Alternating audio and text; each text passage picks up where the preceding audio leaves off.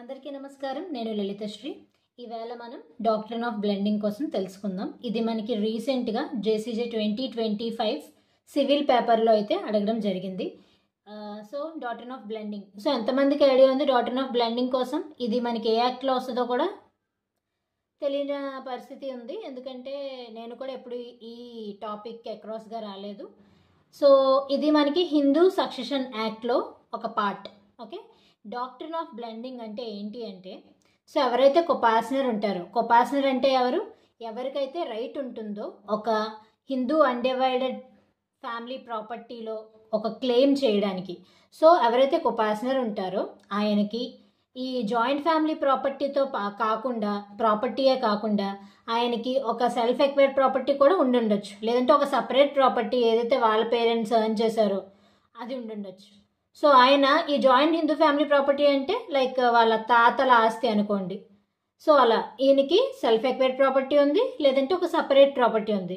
ఈయన ఏం చేశారు, ఈయనకి పర్సనల్ ఇంట్రెస్ట్ ఉంటుంది రూల్గా. సెల్ఫ్ ఎక్వైర్డ్ ప్రాపర్టీ అంటే ఆయన అంతలా ఆయనే సంపాదించుకున్న ఆస్తి మీద కదా. కానీ ఆయన ఇంటెన్షన్ ఏంటి అంటే, దీన్ని ఆయన సెల్ఫ్ ఎక్వైర్డ్ ప్రాపర్టీ కానీ సపరేట్ ప్రాపర్టీని కానీ తీసుకొని వెళ్ళి మర్జ్ చేశారు, అంటే బ్లెండ్ చేశారు, అంటే కలిపేశారు. దేంతో?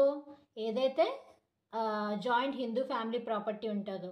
సో కలిపేసినంత మాత్రాన మిగతా వాళ్ళకి రైట్ వచ్చేస్తుందా అంటే కాదు. ఆయన అక్కడ ఈక్వియోకల్గా అన్ఈక్వియోకల్గా, అంటే లైక్ ఆయన కన్సెంట్ని ఎక్స్ప్రెస్ చేయాలన్నమాట.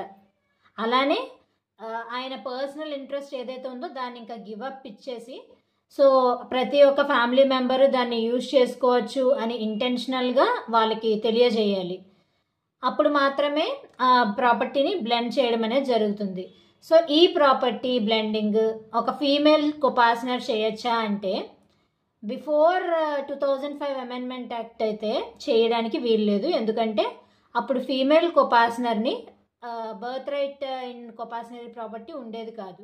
ఆఫ్టర్ 2005 అమెండ్మెంట్ యాక్ట్ తర్వాతే కదా ఒక ఫీమేల్ అంటే లైక్ డాటర్ కూడా బై బర్త్ కొపాసనరీ రైట్ అనేది వచ్చింది. By birth same rights same liabilities ఏవైతే ఒక సన్కు ఉంటాయో అవి కూడా ఆమెకు వచ్చాయి. కాబట్టి after the commencement of Hindu succession amendment act 2005 తర్వాత ఆమె కూడా ఈ బ్లెండింగ్ అనేది ఆమె సెల్ఫ్ ఎక్వైర్డ్ ప్రాపర్టీలో లేదంటే సపరేట్ ప్రాపర్టీలో చేసుకోవచ్చు.